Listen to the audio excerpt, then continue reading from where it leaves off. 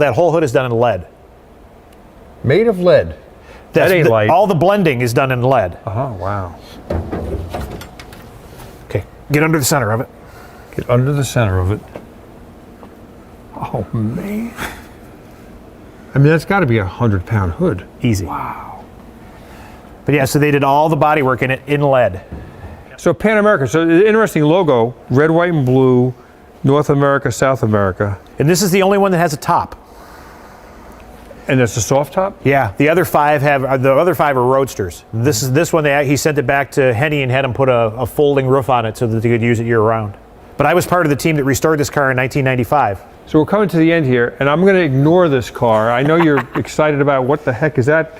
We're going to ignore it because we're going to spend a significant amount of time on this car in just a little bit. So there's one car here, or one car. Did you want to look at the Buy Autogo car? Yeah. That I have seen before. In fact, several times before. Now, I'm not going to. I just want you to look at it. Can we uncover this? Yeah. If we're going to film it, let me push that Jeep out of the way. Is that a Willys? Yeah, it's a M138A Korean War era. So I have actually seen this and spent time around Googling it at the Owl's Head Auto Museum in Owl's Head, Maine. It was on display there for a long time. Yep. So, I mean, as opposed to the Scripps booth we saw up there, which was almost a four-wheel motorcycle, this is a two-wheel car, in my mind.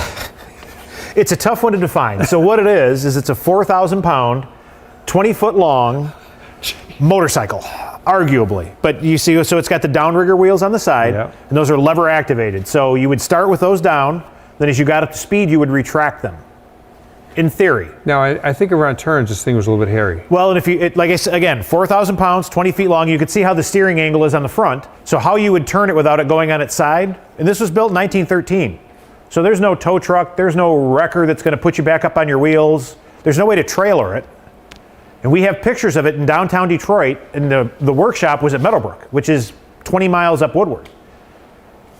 Yeah, I mean, so there's not enough, what you're saying is not enough camber angle, I guess, or caster angle. Well, if you think about turning it, if it's raked, you can lean it. With this as short as it is, it's got to turn like a bus.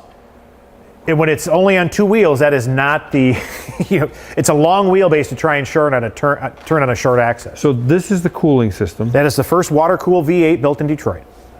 No. It is. That's a V8. It is. Wow. Should we take a look? Sure. Seems like I have your interest. No, I've always been intrigued with this car. And you know what? If I love it, I know they love it. Yep, just go up on those. Back one clear? Yep. Wow. Buy Autogo. Yep, 1913 Buy Autogo Supersport. Booth. Buy Autogo. So is that an alloy block? Or alloy heads for sure. Yeah, I believe so. Mm-hmm. The trick is, you think about it, this is 1913. In all of these castings are one of one. I mean, this is the only one in existence. It's an engineering exercise is what it really is. Wow. So all of these pieces are sand cast and single cast. So it's got two plugs per cylinder, almost like a Hemi. It might have hemispherical combustion chambers. So just think about this. This is the first water-cooled V8. Bada bing, bada boom, done. Wow. Crank start. So you can imagine trying to turn over a V8 with a hand crank. And then this was not a friendly car to drive. Man. So and then we talked, like I said, we talked about the balance and the geometry of it. The driver's seating position's in the center. Right. So as the driver, you're sitting here, your passengers flank you. Then it's got two fuel tanks with a pipe in between them to keep the fuel leveled properly. One of one, no kidding.